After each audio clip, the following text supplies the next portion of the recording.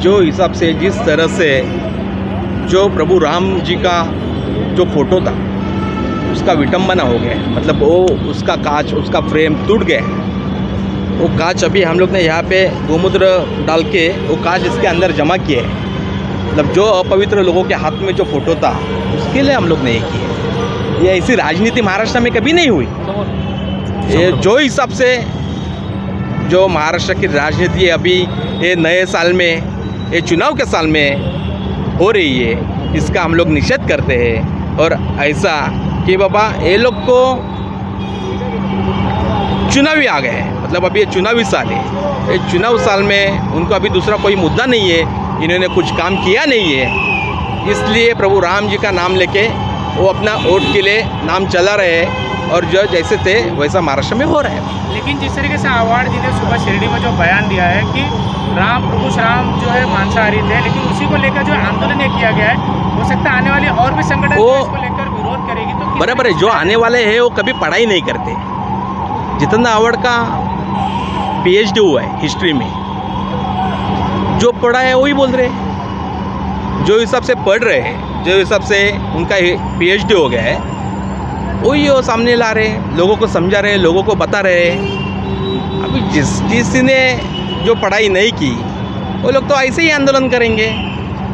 जिनको कभी प्रभु राम जी का एक आरती बोले कभी उनके ऑफिस में, एक आरती कौन सी आरती लेते हो तो कुछ याद है क्या उनको? आए चले प्रभु राम जी के ऊपर हे राजकारण करने के लिए निकले। म्हणजे प्रभु रामाच्या फोटोचा इथे या फोटोची विटंबना झाली आहे। ज्या पद्धतीनं तो फोटो तुम्ही व्हिडिओत पहा, ज्या पद्धतीनं त्या फोटोची विटंबना झाली आहे, त्याच्या काचा फुटल्या, ती फ्रेम अशी पोलिसांनी त्यांच्या हातातून बाजूला केली।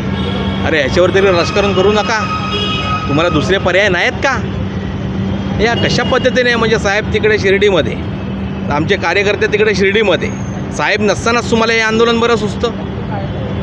त्या ठिकाणी अर्धा किलोमीटरवरती साहेबांचं घर, साहेबांच्या घरी आम्ही जाऊन विरोध करणार, या ठिकाणी उभे राहून ते विरोध करतायत ते करतायत। पण प्रभू रामाचा फोटो घेऊन तुम्ही ज्या पद्धतीने आज ज्या फोटोची विटंबना केली त्याचा धिक्कार असो। महाराष्ट्राने आत्तापर्यंत कधी हे पाहिलं नाही।